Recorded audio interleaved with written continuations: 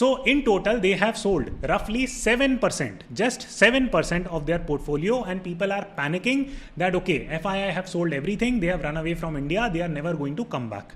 Then some of you will comment that, Akshat, why are you not disclosing it? Are you scared? Yes, I'm scared because, hi everyone, welcome to today's video. So first and foremost, let me speak about market mood indicator. It represents the entire sentiments of the markets as of now. So people are extremely fearful in terms of putting money in the stock market as of now. When good times start, this needle will start pointing towards greed or extreme greed side. That might be the great time to sell. But right now it is a great time to buy. So therefore I am also buying heavily every single day, and I will continue to invest till the point I run out of money. Now, to explain this concept more, let me show you two very interesting images first and foremost, and then I will build upon the video. So here is image 1, and this is from Mr. Vijay Kedia. He says that, you know what? I made 0% profit in the stock market last year. And this news has been captured on 3rd June 2022. Post that, the market has fallen even more. So it is given that Mr. Vijay Kedia's portfolio would have turned negative by now. Let me show you second image, and this is a more important image because this is a meta image, so to say. Now this shows the portfolio of Mr. Ramdev Agrawal. And what you would notice is that back in 92, Mr. Ramdev Agrawal portfolio was at 30 crores. Then it shrank to 10 crores. So there was approximately a 66% loss. Then in the crash of 2000, his portfolio shrank by approximately 70%. Then again, his portfolio got cut by roughly 50%, so on and so forth. And here we are talking about two of the biggest investors in India. One is Mr. Vijay Kedia, one is Mr. Ramdev Agrawal, whose entire portfolios from time to time give negative returns. Now, if you and me as normal retail investors start thinking that, you know what, if I buy like ITC today, tomorrow it should rise and I should make money out of it. Or if I sell ITC today, then from tomorrow onwards it should start falling. Or you made X% loss on this particular stock, this and that. It's a pretty much pointless debate. Even the best of the investors in the world would only be making money, and crazy amount of money, on 3 or 4 out of 10 investments that they would be making. So this is a very important message that I'm trying to give, and I will reveal a much more important insight about these two images subsequently on the video. So on this video, I'm going to talk in 5 simple bullet points as to why the stock markets will turn green sooner than we think that it will turn green. So there is a lot of negative sentiment and we don't need to be that negative. Here is a 5-point simple explanation. Also, a very quick shout out to our sponsors for today, which is Ditto Insurance, and it is a wonderful insurance buying platform. You can speak with an insurance expert for free, absolutely free of cost. You can check the links in the description box and schedule your free phone call. I love Ditto and I have purchased my insurances from Ditto. And even my family members have purchased insurance for Ditto. So in such a market, especially when things are volatile, at least do have an insurance. It becomes very, very important for you because times are extremely tumultuous. So check the links in the description box and let us get the discussion started. Now, the first key reason why I feel that the markets are going to turn green soon are the recent results. So I will share some of the important updates about the recent results that have been announced for major players in India. So you can clearly see from this snippet that this result is for Bata India. They have shown a profitable quarter and their profits have increased. This is one. Second key thing, here is SBI results and their profits have also increased. Here is 2. Let's look at third company, which is HDFC. This is a very big group. Again, their profits have been good. There has been no problem. Fourth and finally, let us look at FMCG sector and let's talk about one of my favorite stocks, which is Hindustan Unilever. And again, they have had a good quarter. No problem there. So the point that I'm trying to drive home is fairly simple, that if you look at a series of different companies in India, HDFC is very different from FMCG companies. FMCG is very different from banking. Banking is very different from retail. So I picked a spectrum of companies and they are doing okay. There has been no fundamental problem in terms of running the business or these businesses getting crushed due to high inflation environment, lack of growth, this, that. Going forward, would the results become negative for several companies? Yes, it can definitely become negative for a lot of companies. But as of now, there is so much negativity in the market that recession is there, this is there, that is there. And you know, all the companies are going to get crushed. It will be 1930 depression-like situation. Nothing of that sort is happening. 1930 was a massive depression period. Hardly any business was moving. Hardly people had jobs. Right now, yes, there is going to be a lot of churn. Lot of startups will go away. And as a result, job market is also going to suffer. There will be a series of problems. But the current situation is by no stretch of imagination is like a 1930 situation. Please do not absorb that kind of commentary. So this brings us to second point, because you will naturally ask me that, okay, if businesses are running on full throttle, then why did the markets fall? So they fall due to the following mechanism. So first and foremost, there is bad news or some kind of bad stuff happening in the market. So was such stuff happening in the market? Yes. What was the bad stuff? It was high inflation, Russia-Ukraine crisis, interest rate problems that Feds are going to raise the interest rate, whatnot, right? So all these problems were there. And second, and the more important point is that the bad news gets absorbed in the market. Now, what do I mean by this? So basically, if you see that markets are forward-looking creatures, what they do is that they try to anticipate what will happen in the future. And they accordingly price the current set of assets that exist. For example, if you are currently seeing HDFC Bank stock at roughly 1250 rupees. What does that 1250 rupees right now indicates about the market? It indicates that a lot of stuff is going to happen in the future. It might be good stuff, it might be bad stuff, and accordingly, based on these events and circumstances, right now a price has been given to HDFC Bank which comes out to be 1250 rupees. Now the reason why I'm telling you this story is fairly simple, that in a pessimistic scenario, so right now there is extreme pessimism that exists in the world, that everything is going to get flattened out, everything is going to dust, so everything is getting corrected. So now let me put some qualitative measures so that you get more clarity around this point. So right now, if you look and consume any kind of media, be it newspaper, YouTube channels, etc., there are three talks that are happening. So first and foremost, people are saying that we are going through a deep recession and deep recession is imminent. Deep recession has already started. Okay. So markets have already factored this in. That is not new news. Second key thing, that Feds are going to hike up the interest rate. Okay. This talk has been happening for the last 5-6 months and markets have been falling. Why? Not because of the fact that Feds have increased the interest rate, but because of the fact that Feds have increased the interest rate at a massive pace. So that has also been factored into it. Third and finally is the handling of inflation. So a lot of people had a lot of faith on the governments, central banks, that they will be able to handle inflation. In the US, the Feds said very categorically that this inflation is transitory. Transitory means that it is just going to come and go and that will be the end. But the inflation persisted. So there is mishandling of inflation that people already have started believing, and they believe that government is not going to handle inflation properly and it will be a very painful period. Now, can I guarantee that all these three things have been factored completely?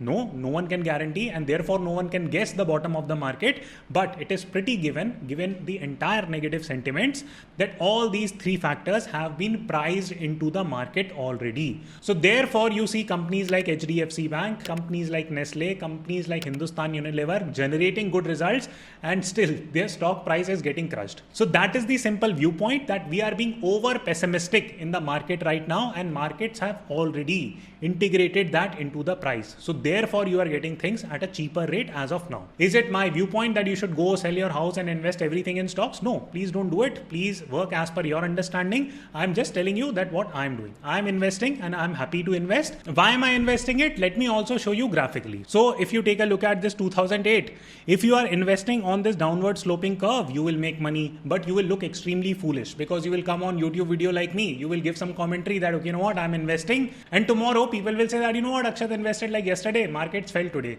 I am not taking such a short-term view. If you have a little bit of a vision, if you understand the markets a little bit, you will understand that every occasion in the past, wherever you could have invested on this downward sloping curve, anywhere, any place, you would have made money. And this is a money-making opportunity that I am quite confident about, that one day the markets are going to come back up, and as long I am investing in that downward sloping curve, I will make money for sure. Now, third key important point, and this is a very important macro point, and please press the like button if you like the insight, is the fact that everyone is thinking that inflation is going to be really, really bad. But think about it, that what if we are wrong? Now, how can we be wrong? So let me give you some macroeconomic analysis around it.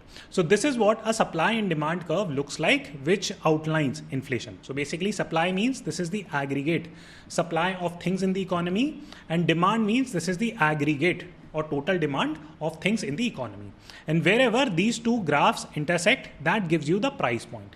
Now, during an inflation, what happens is that inflation can happen due to two ways. First way could be that this demand is increased artificially, and In the current scenario, the demand was increased artificially because the government printed a lot of money. So this demand curve shifted rightwards and the price also increased. So this becomes the new intersection of price. So this becomes P2. And as a result, what ends up happening is that we see inflation in the economy. Second reason for inflation is that this supply curve shifts. So supply shrinks. So there are fewer mangoes, fewer onions, fewer tomatoes. So as a result, if there is less supply of these items, their prices is going to go up. So these are two reasons why inflation is up. Now, right now, the commentary in the market is that, you know what, inflation is going to become so bad that it is never going to get in control. And guess what? What Feds have started doing recently. I'm talking about recently because literally the markets are changing every single day as of now. So recently what Feds have done is that they have increased the interest rate to 7.5% in the US. Now that's a very sharp increase in the interest rate. Now what does that do? It actually controls the demand dynamics, that it decreases the demand of things. Why? Because the money is pulled out of the circulation. You will ask me, how does that happen? That's a separate video altogether. If there is enough interest, I'll make one. But to cut the long story short there, think about it this way, that now home loans will get more expensive. FD rates are going slightly up. So what are you going to do? You are going to save money in your bank account. You will make more FDs because home loans are getting more expensive now. So you will borrow less from the bank. And as a result, what will happen is that will pull out the money out of circulation, that you are not borrowing new money, and whatever money you had or whatever large chunk of money you had, you might be making FDs out of it. So as a result, the demand will go down, and the governments are working very, very aggressively to bring this demand down, and they are already at it. Now, what about supply? Is supply being managed? Yes. So actually the current dynamics, as I have said multiple times on my previous videos also, that the current problem is not a supply side issue problem. It is a demand side issue problem, that a lot of artificial demand has been created, and now the bubble is already popping. It has popped quite a lot. For example, so many startups have gone bankrupt. They have shut down. Even billion-dollar startups have shut down. Companies like Paytm Mall have lost 99.7% of their valuation. Something like Dogecoin has lost 90% of its valuation. Now, many of the critics might say that, Akshat, you're a Dogecoin investor. No, please check my video. I made a video separately that Dogecoin is not something that I support. I do not invest in it. I only invest in blue chip cryptocurrencies. But why have blue chip cryptos fallen, and are you buying more of it? Well, I will not tell you. Why? You will figure out my answer later in the video. But to cut the long story short, it looks like that inflation is just running away and governments will not be able to do anything. But don't bet against the Fed. I am very, very confident now about the Fed that once they have realized the problem, they will figure out a solution. So inflation problem at some stage will go away. It will not forever stay high. Right now, the commentary is that inflation is going to stay high for at least the next 5 years. No, that is not going to happen. No, inflation will come down. And once inflation comes under control, government will then focus on growth. So yes, the concerns are very valid that the world is going to stop growing for the next 1.5 years. It might not happen. But trust me, the political mandate works in two ways. So political mandate means that politicians need to win elections, and there are two things that they need to keep in mind. First and foremost, they need to control the prices, because if everything becomes expensive around you and you start cribbing that, you know what, we are not able to buy anything. In previous government's time, we used to buy a lot of things. So you guys have messed up the economy. So politicians would not want that. This is called as inflation control. World is already working towards it. Second thing, they want to accelerate growth so that they can print the growth numbers that, you know what, our GDP grew by like X%, Y%, this, that. And so much growth has happened in our Bahubali Samraj. So these are two things that government worry about. Now think about it this way, that inflation is already being worked upon, as I previously explained. And what does government need to do in order to accelerate growth? They need to print money. The moment they start printing money, everything will start running, because that solves the credit problem in the economy. So here is what the game plan according to me would be, that number one, get inflation under control. Once inflation is a little bit under control, there are elections that are going to happen in the US, midterm election. In 2024, we have India election. So according to me, there is a very, very high likelihood that the markets will be back in the next 1 year or maybe even sooner from that perspective. Now you will say that, okay, how exactly growth will get accelerated by printing money? Please look at 2020 roadmap. That during COVID 2020, the world stopped. Everyone was worried that growth will not happen. World has stopped moving. This, that. Anything happened? No. Government just printed money and the world skyrocketed in terms of growth. Yes, that's a separate issue that inflation got created out of the way as a subsidiary. But that's a problem that politicians will deal with. They will create a problem, then they will solve it. They will then again create a problem, solve it. So that will keep on happening. Please do not worry about it. Please do not pull out your investment. Invest if you have the money. Please continue to do it. Please continue to invest in that downward sloping curve. Now comes the fourth point, and this is a big concern that I keep on reading, that FIIs are selling and running away from India. So let us look at some quantitative facts. So first and foremost, the total holding of foreign institutional investor. What are FIIs? FIIs are people that bring money from outside of India into India and they invest in stocks and equities. So that's a simple definition that I can give you. So these people have invested roughly $550 billion in Indian equity market. Right? Now, if you take a look at last 1 year data of how much FII selling has happened, that data is easily available on the internet. You will easily figure out that number hits somewhere around $40 to $50 billion mark. So in total, they have sold roughly 7%, just 7% of their portfolio, and people are panicking that, okay, FII have sold everything. They have run away from India. They are never going to come back. So please understand these following points, that number one, 93% of their money is still invested in India. So it is like saying that you had 100 rupees invested in Indian stocks, you only withdrew 7% of that money and 93% is still there. Now comes the second key point, that it is not just Indian market where FIIs have sold. Selling has happened even in the US market. Now comes the natural question that, okay, why is it that FIIs are selling, and are they going to re-enter Indian market or the US market or stock market in general? Yes, they are going to re-enter it. When are they going to re-enter it? They are going to re-enter it once you sell everything. So I showed you that market mood indicator thing. Most likely scenario is that the market mood indicator is going to get even more negative. People will just lose faith on the stock market. They will sell their good stocks at dirt cheap prices.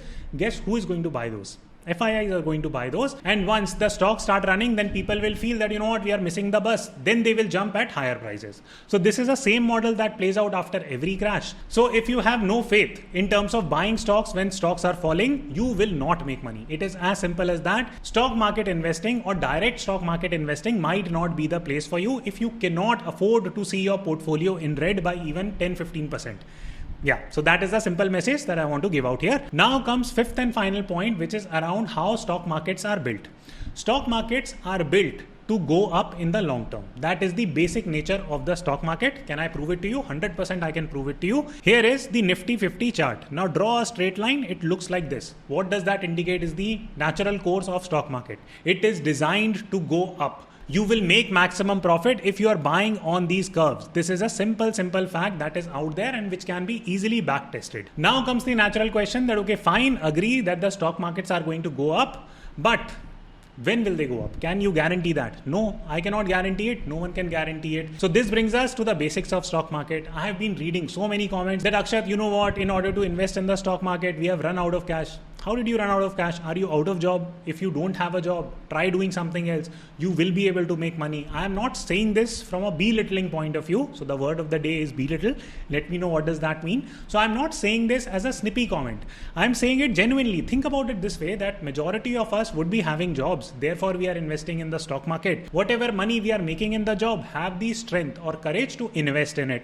This is part one. Part two, or second important point here, is that in the stock market, there is a very basic rule that I have explained over and over again. You invest any new money in the stock market only when you don't want to touch that money for at least 2 to 3 years time. I'm not saying long term as forever long term. I'm just giving you a basic rational argument that if you have 2 to 3 year window, so for example, tomorrow you go and invest 10,000 rupees in the stock market, then please stop watching that money. Just give it 2 to 3 years to grow that money. If you need that money for immediate purposes, then stock market is not the place to park that money. You need that window of upswing to happen in the stock market and benefit from it. So please remember this second fact. Third and finally, that Akshat, what assets are you purchasing? Which assets will you recommend? I am buying quite heavily, and my regular viewers would know what assets I am purchasing.